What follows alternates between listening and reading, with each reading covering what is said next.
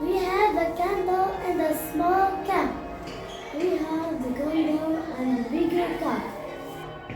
We have a candle and a very big cup. The candle is inside the cup. Candle number 1 goes out first. Candle number 2 goes out second. The last candle that goes out is number 3.